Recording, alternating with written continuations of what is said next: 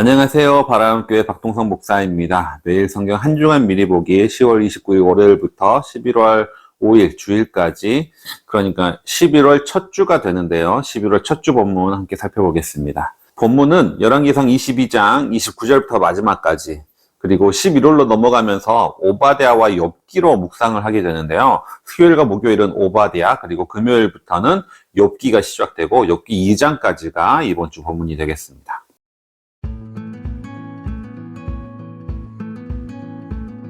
그럼 먼저 열왕기상부터 마무리를 할 텐데요. 열왕기상 22장입니다. 1절부터 28절까지는 북이스라엘과 남유다의 연합군이 아람에게 돌려주지 않은 길르앗 나봇을 빼앗기 위한 전쟁을 준비하는 과정입니다. 그 중에 선지자 미가야의 예언이 주된 내용으로 등장하게 되고요.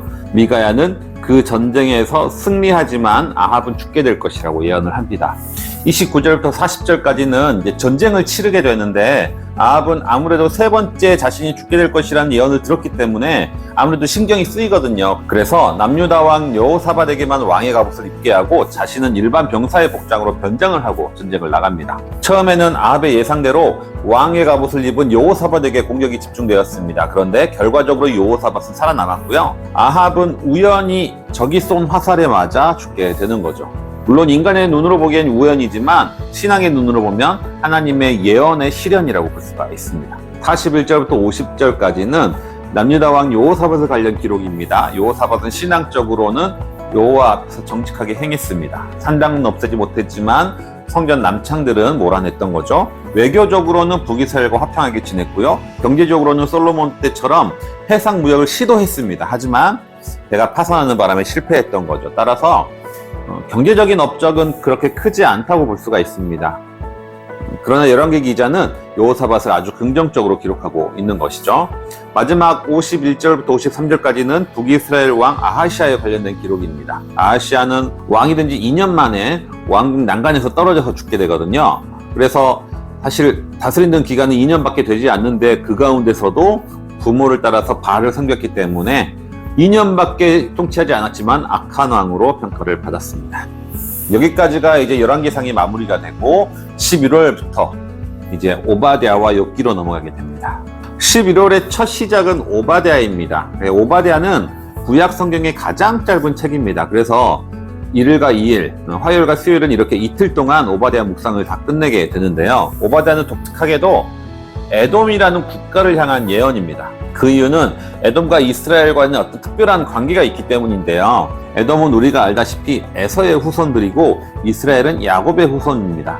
따라서 이 두 국가는 뿌리가 같은 형제 국가라고 볼 수가 있는데 역사적으로는 오랫동안 적대적인 국가였습니다. 특히 BC 587년에 유다와 예루살렘이 바벨론에 의해 멸망당하게 되는데, 이때 에돔은 어려움 겪고 있는 유다를 오히려 약탈하고 유다 백성들을 사로잡아서 노예로 팔기까지 했습니다. 이러한 모습 속에서 오바댜 선지자가 에돔을 향해서 선포하는 메시지가 바로 이 오바댜서라고 할 수가 있는 거죠. 오바댜는 한 장짜리이기 때문에 구조를 나누기가 별로 의미가 없을 수도 있지만 굳이 구분한다면 1절부터 14절까지는 에돔을 향한 심판선언, 그리고 15절부터 21절까지는 여호와의 날, 모든 나라에 대한 심판과 이스라엘의 회복이 있을 여호와의 날에 대한 예언이 있게 됩니다. 오바댜를 읽어보면 이스라엘을 박해한 에돔을 향해서 아주 민족주의적인 복수심에 가득 찬 저주처럼 생각되기도 하는데요. 그럼에도 불구하고 오바댜서를 통해서 우리는 하나님이 원치 않는 불의가 무엇인지를 알 수 있게 됩니다. 하나님은 에돔을 심판하는 이유가 두 가지이거든요. 첫 번째는 에돔의 교만 때문입니다.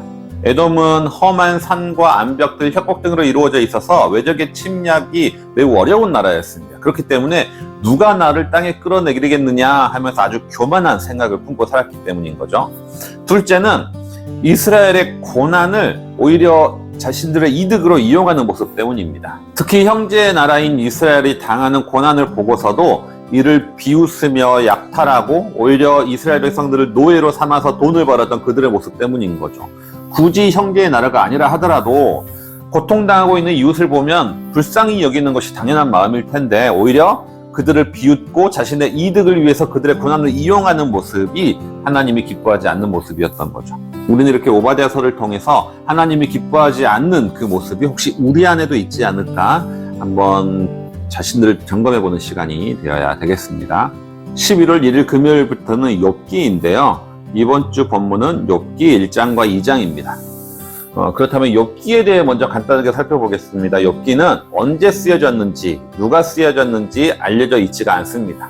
다만 주인공인 욥이 살았던 시대가 언제이냐, 창세기의 족장시대, 그러니까 아브라함, 이삭, 야곱까지 이어지는 그 시대의 인물이라고 생각이 됩니다. 욥의 구조는 1, 2장은 서론 부분으로 하나님과 사탄의 대화, 그리고 욥에게 닥친 고난과 욥의 신실한 반응을 그 내용으로 하고 있습니다. 3장부터 31장까지는 욥의 새 친구와의 논쟁을 시작하게 되는데요. 여기서부터는 욥의 상당히 다른 모습을 우리가 볼 수가 있습니다.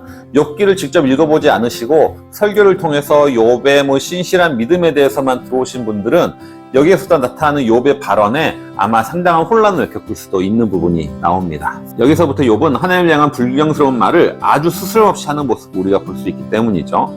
32장부터 37장까지는 새로운 인물인 엘리후의 발언이 있습니다. 그리고 나서 38장부터 41장까지는 하나님이 말씀을 시작하시는 거죠. 그러나 이때 하나님은 어쩌면 우리의 기대와 다른 말씀들을 하시게 됩니다. 42장은 욥의 이야기의 결론 부분이라고 할 수가 있죠. 욥기는 우리에게 이해할 수 없는 아주 많은 질문을 던져주는 책입니다. 왜 하나님은 인간에게 고난을 허락하시는가? 무고한 인간에게 고난을 허락하시는 하나님은 과연 정의로운가? 새 친구가 주장한 인과응보 법칙, 그것을 부정하셨던 하나님이 나중에는 욥이 맞다고 하면서, 욥이 의롭다고 하면서 욥을 다시 축복하시는 이유는 무엇인가? 하나님 앞에 신실했던 욥과 하나님을 고발하는 욥 중에 대체 누가 진짜 욥인가? 하나님은 왜 욥의 질문에 대답하지 않으시고 오히려 더 많은 질문을 던지시는가? 등등의 욥기를 통해서 이해되지 않는 많은 질문들이 우리 안에 생겨나게 됩니다. 앞으로 욥기를 읽어나가시면서 이러한 질문에 대한 나름의 해답들을 얻어가시는 모든 성도님들 되시기 바랍니다. 그럼 1장과 2장 내용 함께 살펴보겠습니다. 욥기 1장을 살펴보면 다음과 같은 내용으로 되어 있습니다. 1절부터 5절은 욥에 대한 소개, 6절부터 12절은 하나님과 사탄과의 첫 대화, 13절부터 19절은 그 대화의 결과로 욥이 고난을 당하게 되고요. 20절부터 22절은 그 고난 속에서 욥의 반응입니다. 욥은 고난 속에서도 죄를 짓지 않고 하나님을 원망하지 않게 됩니다.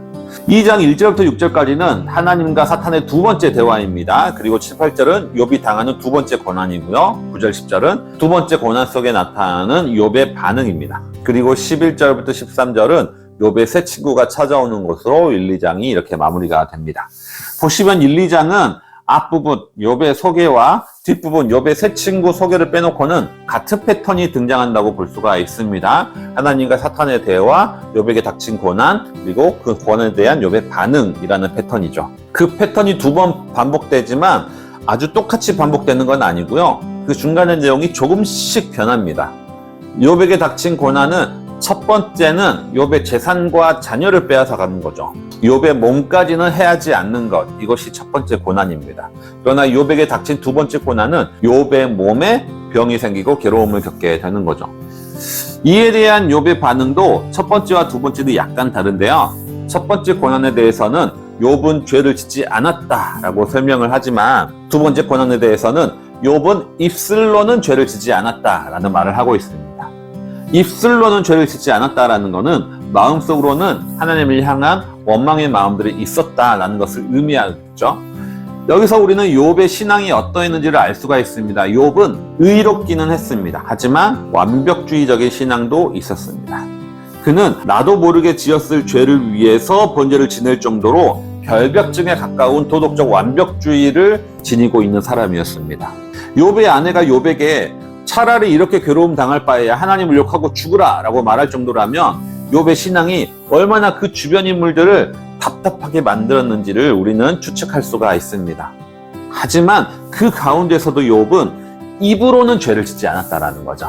다른 측면에서 살펴보면 3장부터 이어지는 새 친구들의 욥을 향한 도덕적 공격은 이러한 욥의 내면의 감정을 솔직하게 이끌어내는 어떤 역할을 했다고 볼 수가 있겠습니다.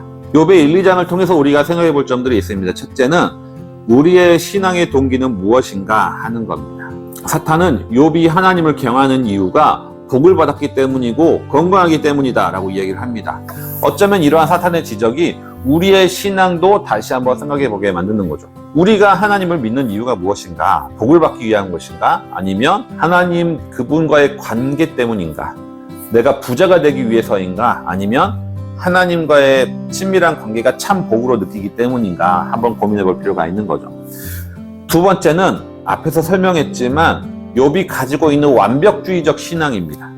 욥은 자신에게 닥친 고난 앞에서 하나님을 원망하지 않고 오히려 찬양합니다. 그런데 이러한 욥의 모습이 이유 없는 고난을 당한 인간이 할 수 있는 솔직한 반응일 수 있을까요? 욥은 욥의 모습과 욥의 아내의 모습을 대조하면서 고난 앞에서 신앙의 끈을 놓지 않으려는 두 가지 형태의 인간의 모습들을 보여줍니다. 욥의 아내는 하나님을 욕하고 원망하라 라고 얘기를 합니다. 하지만 욥기는 그 어디도 아내가 이렇게 얘기를 하고 욥을 떠났다라고 말하지 않습니다.